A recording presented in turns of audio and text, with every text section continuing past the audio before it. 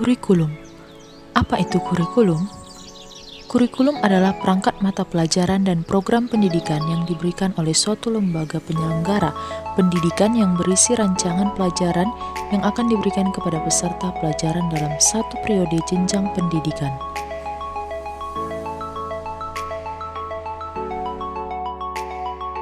Hai everybody, saya Elfrida Turnip, nomor induk mahasiswa 4203121072, Prodi S1 Pendidikan Fisika, Universitas Negeri Medan. Kali ini, saya akan menjelaskan tentang prinsip pengembangan kurikulum, termasuk dalam mata kuliah telaah kurikulum. Nah, kali ini saya akan menjelaskan tentang prinsip pengembangan kurikulum. Pengertian prinsip kurikulum. Prinsip kurikulum dapat juga dikatakan sebagai aturan yang menjiwai pengembangan kurikulum.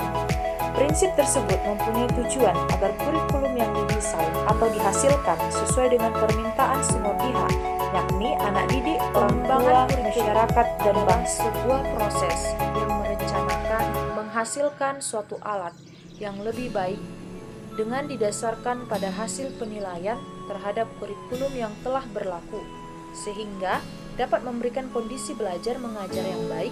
Dengan kata lain, pengembangan kurikulum adalah kegiatan untuk menghasilkan kurikulum baru melalui langkah-langkah penyusunan kurikulum atas dasar hasil penilaian yang dilakukan selama periode waktu tertentu. Nah, ada sumber prinsip pengembangan kurikulum. 4 sumber prinsip pengembangan kurikulum itu yaitu ada data empiris. Nah, data empiris atau empirical data ini itu merujuk pada pengalaman yang terdokumentasi dan terbukti efektif. Yang kedua ada data eksperimen atau eksperimen data. Itu data eksperimen menunjukkan bahwa pada temuan-temuan hasil penelitian. Data hasil temuan penelitian merupakan data yang dipandang valid dan reliable, sehingga tingkat kebenaran itu bisa dijadikan prinsip dalam pengembangan kurikulum.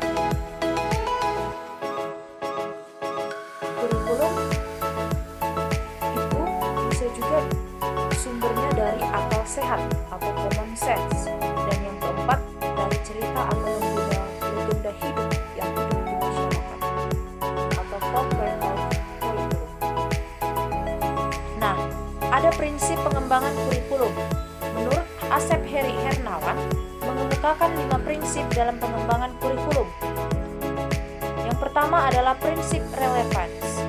Secara internal bahwa kurikulum memiliki relevansi di antara komponen-komponen kurikulum, baik tujuan, bahan, strategi, organisasi, dan evaluasi.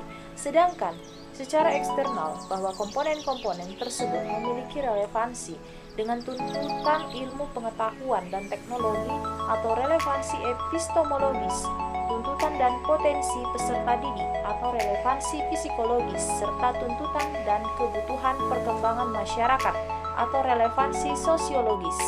Nah, yang kedua, ada prinsip fleksibilitas. Dalam pengembangan kurikulum mengusahakan agar yang dihasilkan memiliki sifat yang luas, lentur, dan fleksibel dalam pelaksanaannya, yang memungkinkan terjadinya penyesuaian berdasarkan situasi dan kondisi, tempat dan waktu yang selalu berkembang, serta kemampuan dan latar belakang peserta didik.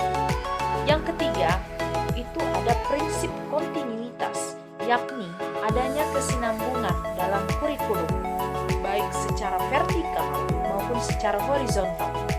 Pengalaman-pengalaman belajar yang disediakan kurikulum harus memperhatikan kesinambungan, baik yang di dalam tingkat kelas, antar jenjang pendidikan, maupun antar jenjang pendidikan dengan jenis pekerjaan.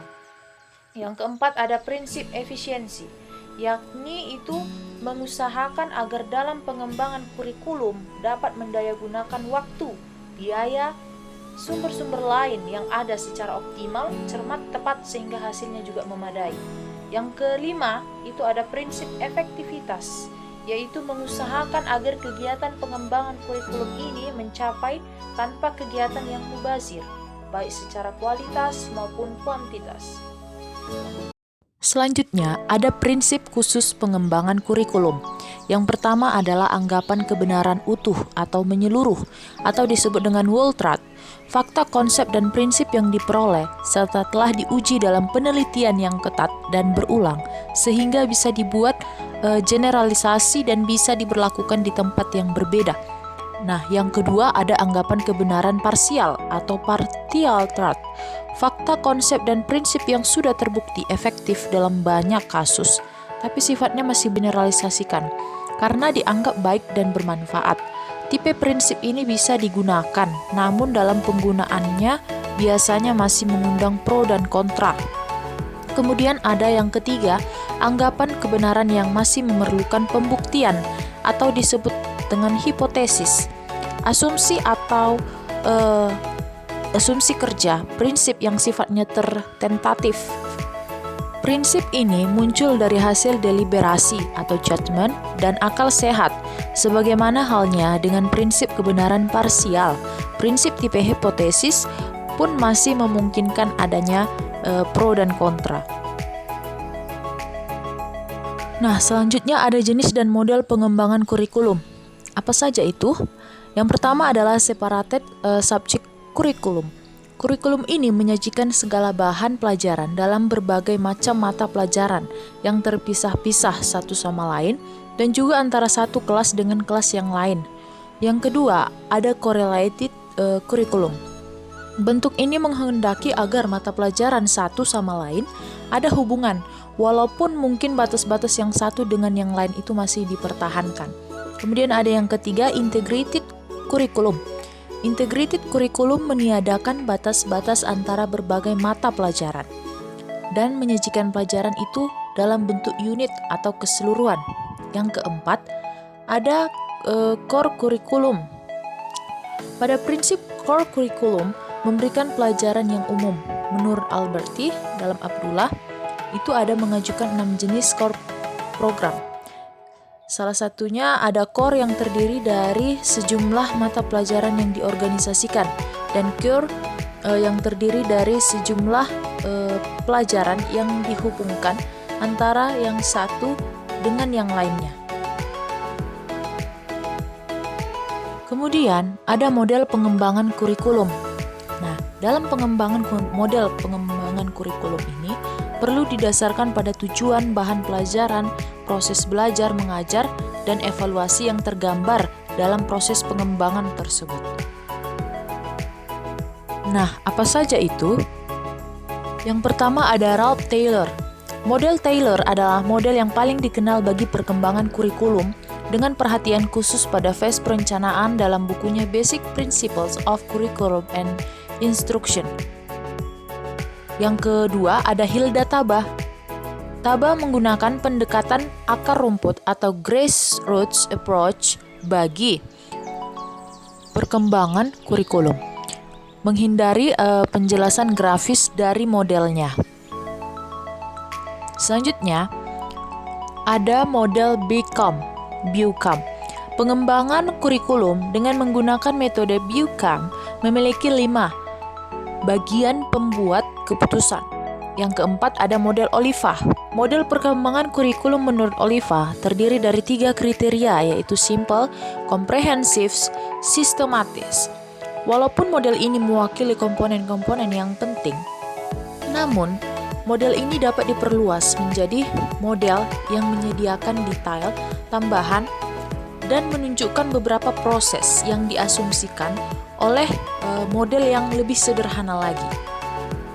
Nah, dapat kita ambil kesimpulannya bahwa prinsip pengembangan kurikulum menunjuk pada pengertian tentang berbagai hal yang harus dijadikan patokan dalam menentukan berbagai hal yang terkait dengan pengembangan kurikulum, terutama dalam fase perencanaan kurikulum atau curriculum planning, yang pada dasarnya prinsip-prinsip tersebut merupakan ciri dari hakikat kurikulum itu sendiri.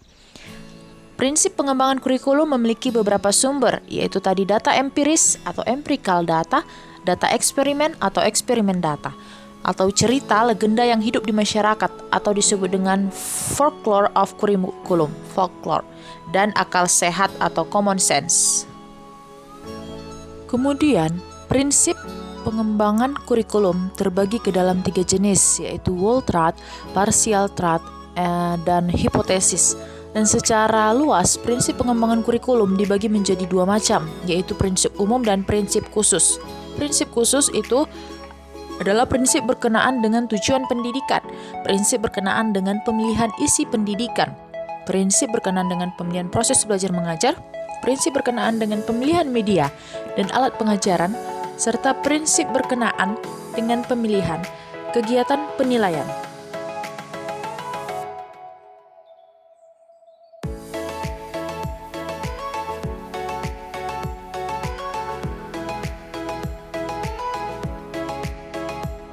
Thank you for watching.